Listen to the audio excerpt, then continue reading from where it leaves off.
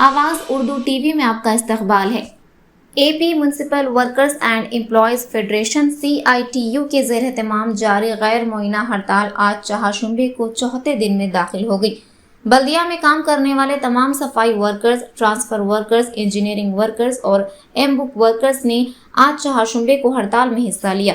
उन्होंने रियासती हुकूमत पर बल्दी कारकुनों के मसाइल को हल करने में कोताही बरतने पर तनकीद की।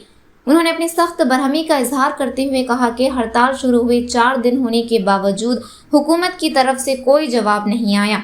उनका कहना था कि हर किस्म के म्युनिसिपल वर्कर्स ने हड़ताल में हिस्सा लिया है और अगर किसी को कोई तकलीफ होती है तो इसकी जिम्मेदार हुकूमत होगी। उन्होंने तनकीद की कि अगर वो अपने जायज़ मुतालबात के लिए हड़ताल कर रहे हैं तो हुकूमत तवज्जो नहीं दे रही है। दरियासना नंदियाल शहर की कई कॉलोनियों में पानी की सप्लाई में खलल पड़ा है। शहर के लोगों को शदीद मुश्किलात का सामना है। मुकामी लोगों ने हुकाम से फौरी नोटिस लेने का मुतालबा किया।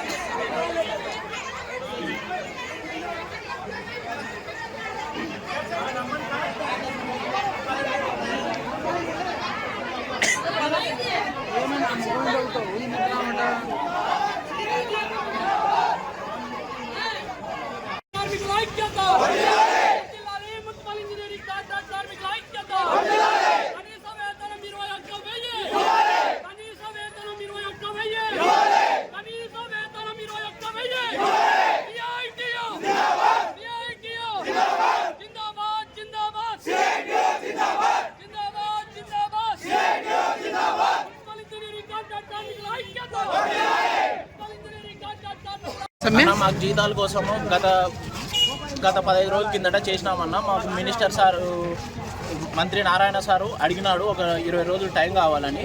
మళ్ళీ మేము గత 4 రోజుల నుంచి సమ్మె చేస్తున్నాము. ఆల్రెడీ కమిషనర్ సార్కి, కలెక్టర్ మేడానికి, ఈ చైర్మన్ మేడానికి మెమరాన్ని ఇచ్చినాం సార్. మినిస్టర్ సార్కి కూడా ఇక్కడ ఉన్న ప్రతి ఒక్క కౌన్సిలర్కి ఇచ్చినాము మేము.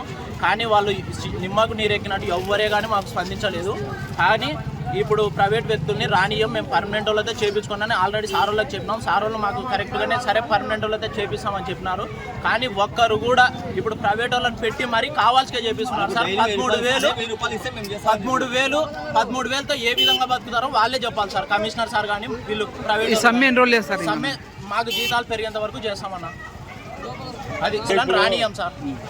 ప్రైవేట్ వ్యక్తులు వచ్చి ఒప్పుకోం సార్. 262 మంది పర్మనెంట్ వాళ్ళే మాకు బాధ్యులు అవుతారు సార్. పర్మనెంట్ వాళ్ళు మేము తిప్పుకుంటాం, మేము ఉన్నాం భరోసా అని వాళ్ళు సార్ వాళ్ళ కాడ చెప్పినారు సార్. ఛాలెంజ్ చేసుకొని వచ్చినారు సార్ సార్ వాళ్ళ కాడ. పర్మనెంట్ వాళ్ళు వాళ్ళే తిప్పుకోవాలి సార్. ప్రైవేట్ అనే శివరామ్ అన్న వ్యక్తి ఇంటికాడికి పోయి కూర్చుంటున్నాం సార్. శివరామ్ ప్రైవేట్ మనిషి సార్.